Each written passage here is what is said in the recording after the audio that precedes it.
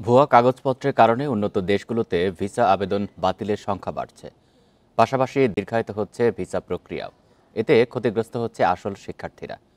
পররাষ্ট্র মন্ত্রণালয় বলছে, বিদেশি ভিসা পেতে জটিলতার আরেকটি কারণ অবৈধভাবে থেকে যাওয়ার প্রবণতা। বিশেষজ্ঞরা বলছেন, জালিয়াতিকে উৎসাহিত করছে ভুয়া ট্রাভেল এজেন্সি। এই ধরনের প্রতিষ্ঠানের বিরুদ্ধে কঠোর পদক্ষেপ নেওয়ার পরামর্শ তাদের। প্রতারণার মাধ্যমে ভিসা পাওয়ার চেষ্টা করলে সংশ্লিষ্ট ব্যক্তির বিরুদ্ধে ভিসা নিষেধাজ্ঞার মতো কঠোর হুঁশিয়ারি দিয়েছে যুক্তরাষ্ট্র, যুক্তরাজ্য, ইউরোপ সহ উন্নত দেশগুলো।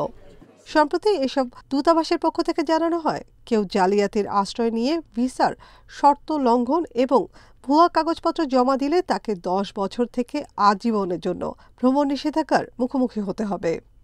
ঢাকায় নিযুক্ত জার্মান রাষ্ট্রদূত বলেন, অনেকেই আবেদনে ভুয়া নথি দেয়, যার ফলে প্রকৃত শিক্ষার্থীদের সুযোগ নষ্ট হচ্ছে।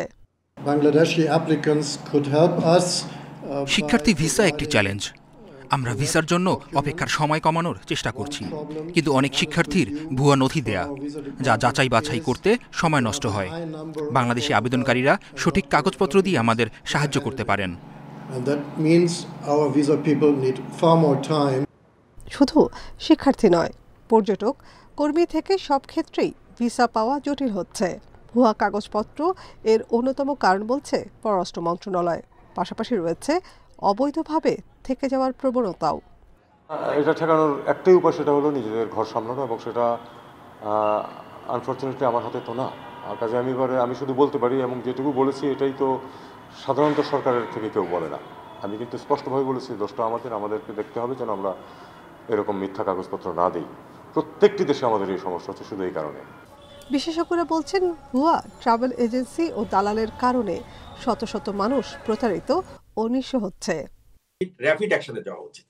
র্যাপিড অ্যাকশনে আপনার ভোক্তা অধিকার যেরকম আপনার বিভিন্ন দোকানে যাচ্ছে, এক্স্যাক্টলি প্রত্যেকটা এই দোকানগুলো, এটা আমি বলবো দোকান, ইটস নট এ ফার্ম, এটা হচ্ছে কনসাল্টিং ফার্মের নামে তারা ব্যবসা করছে। এর ভিতরে অনেকে প্রতারক আছেন যারা জেল খেটেছেন, আবার জেল থেকে জামিনে বের হয়ে নতুন নাম দিয়ে আবার অন্য এলাকায় ব্যবসা শুরু করছেন। সো এই স্ট্রিনজেন্ট অ্যাকশন। ডিজিটাল যুগে ভিসা আবেদনের ক্ষেত্রে সবাইকে সতর্ক থাকারও পরামর্শ দেন বিশ্লেষকেরা। Nafiza Dubla, independent news, Dhaka.